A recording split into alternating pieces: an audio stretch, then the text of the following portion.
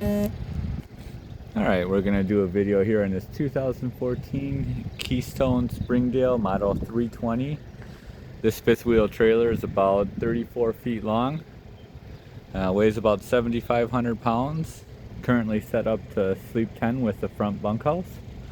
I'll kind of walk around and show you this one. This is only meant for private property. This did have a totaled title. It had a tree branch fall on the roof, so we had to patch a couple areas of the roof. However, it does not leak. Those patches will last the lifetime of the roof, so they're great. But with that being said, we'll start in the front here.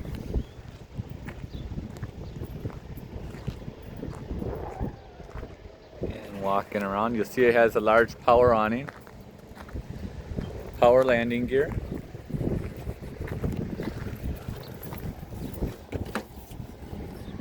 Storage in the front has one battery and one propane tank.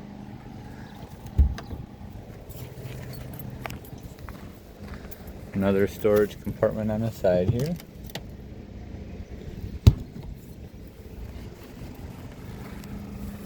Gas, electric water heater. Furnace exhaust and intake port. This here is your refrigerator access panel. Outdoor shower. Looks like it has outdoor speakers, privacy glass on the windows. The awning is power. Nice second entrance to the bedroom. I'll show you that as we get to the inside. It does have a pass-through storage on the back here. Stabilizer jacks on the rear. I'll show you the other side and then I'll crawl up on the ladder and show you that. This is just the other side of that same pass-through. 30 amp electrical service with a pull-out cord. Lots of windows.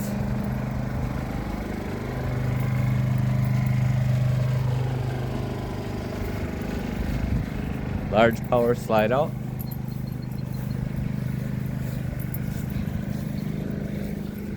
This is your fresh water and your city water connections. Another storage compartment up front with your access to raise and lower the front landing gear. To lower it, just hit retract, and to raise it, hit extend. Everything on this fifth wheel works properly. Like I said, it is just meant for private property, however, because it cannot be titled. Dump station below for your gray water. In the back here is another gray water dump station and your black tank flush. Black tank drain. I'm gonna pause the video while I climb on the roof. Alright, up on the roof, we did reseal the whole roof. Doesn't leak at all. I'll show you where the patches are. You can see a small patch right here about the size of my hand. Probably hard to see with me in the sunlight there. And then a couple little ones on the edge here where the tree branches must have sliced into it. It's all been resealed. You can see the top of the awning's in great condition. I'm gonna pause it again while I climb back down. As we walk onto the inside, I love all this natural lighting in here with the upper windows. Kind of show you around a little bit and then I'll go through some of the features. Has 2 bunk mattresses on top, and you could actually add 2 more bunk mattresses on the ground or use that space for storage. Nice tall ceilings in here. With that being said, you can see we're right here. Probably tough to tell, but that panel was patched from the tree branch. This is aluminum constructed body on this, so there was no wood damage from the tree damage. Just all cosmetic. Wardrobe storage on both sides. Private exit entrance to the bedroom.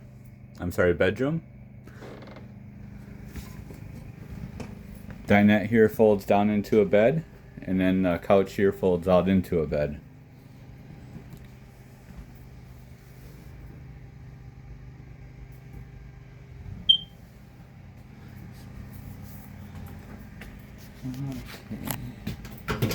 Try to do this with one hand. I might have to pause it for a second. Set the phone down. Alright, so when you want to turn the burners on, just turn them to light. And you can see they just spark right on. When you're not using it, make sure to turn them back to off. Nice large sink. Keys are all located on the faucet here for the outside of the camper. Microwave oven. More cabinet lighting. Exhaust fan. And stove light.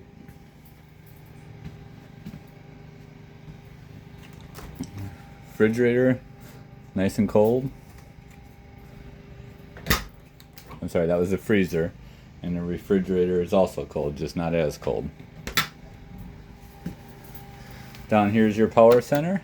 This has all your electrical breakers and fuses.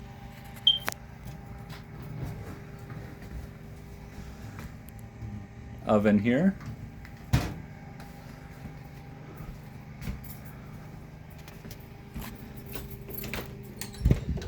Bathroom here, toilet, shower, sink. Nice large shower. Look how deep this storage pantry is. Tons of area. For somebody with a permanent site or a piece of land, this would just be ideal. Way better than building a cabin. When you first walk in, there's a panel to the left here. And this goes through some of your interior and exterior lighting. Your slide out control, your awning control, and then your tanks. And then water pump. So if we want to run the water, we would just turn this in the on position until it illuminates. And then I can show you how to run cold water, hot water. You may hear when I turn that on, you hear the pump cycle on and then cycles off. Because the pump is cycling off, that tells us that there's no leaks in the system. If the pump were to keep running, then you would know you have a leak somewhere. Cold water, hot water. You see the pink in there? That's still antifreeze from being winterized. Toilet has a foot flush. Shower I have just hanging here because I couldn't do it with two hands, but you'll see when I turn the knob, it comes out the end. And then when you're ready to use it, you just hang it back up like so.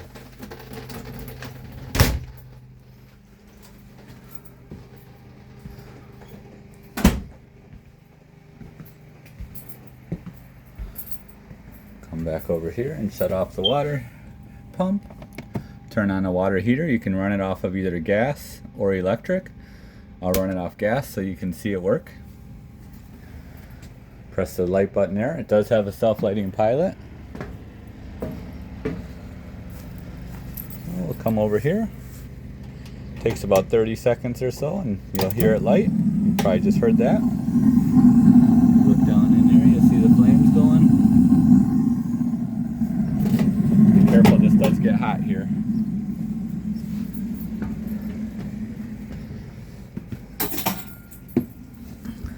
And then we can shut it back off right there. To bring the awning in, I just go by the awning switch and hit in. It's nice and fast. Make sure that this door here is not going to obstruct it. So just bring it in a little bit and hit in.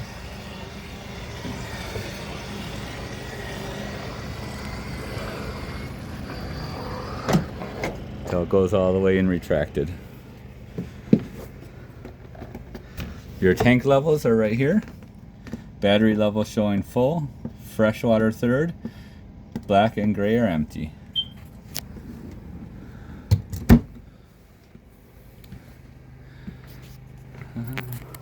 Radio here. We probably won't get reception out here, but you can see how it works. And then you have different zones for different speakers. You see A, interior, B might be the rear, and then C is probably the outside. Remote and your remotes and your hookups are right there. Okay, I'll try to give you there is a sliding pocket door here to set off the bunks. Just really nice and large inside. I'm gonna pause it again to go switch power sources. So I'm gonna run a bigger generator so we can fire up the air conditioner and the furnace. Alright, so to power the air conditioning, I just put it to cool, move it to auto mode, and then set my desired temperature. Up here there are vents. If I were to shut the duct work there and shut the duct work there, then it would send the air conditioning out towards the rear vents. A little bit comes out of there already, but by shutting that ductwork, it'll send much more air out both towards the front and the rear. You'll see there's venting in the rear as well. It does take a few minutes for that air to get nice and cold. The hotter it is, the longer it takes. And I can already feel it blowing cold. And when I want to run the furnace, turn the air conditioner off, move it to heat, turn it up to desired temperature. And again, you can sit here and wait a few minutes to get it to warm up. Otherwise, if you go outside, you can feel it right here. It's blowing hot already. It only takes a second to feel it there. And when you want to shut it back off, just hit off.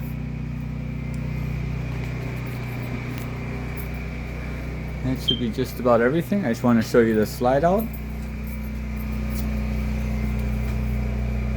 Back down to this cabinet here. Before you ever bring the slide room in, you always want to check your clearances. Make sure that these doors aren't open. Make sure you check the outside of it to make sure there's no branches on the top. Make sure these doors are in the closed position. Looks all good now. So I'm just going to hold this slide out button in. You'll see the slide out kind of raise out of the floor and then come straight in. Sounds like I got to change the battery in the smoke detector. Once we get it all the way in, also make sure that bathroom door is always closed. Once we get it all the way in, you'll hear a different kind of noise. Right there, that noise, that clicking noise, that's how you know it's all the way in and sealed against the side. Just to show you, when this is in the in position, you can still access the refrigerator, also the bunk room. So if you decide to stop at a rest area quick and don't want to put the slide out, you can still get to all the rooms, because the rear bedroom can also be accessed from the outside door. Alright, going ahead and putting the slide out to the out position. You'll see it kind of level itself back out. And now we want to run it all the way out, but we always want to make sure that there's no doors open. And see, I have one open right here. So I want to make sure it's shut and latched, like so. It stays shut. And then we'll go ahead and run it to the out position. Oops, that was the awning. Once you've traveled, these doors will all often pop open when you hit bumps, so you always got to make sure before you put the slide out that they are shut. Also make sure there's no obstructions on the outside of the fifth wheel, like a tree or an electrical pedestal, etc. Alright, that should be it.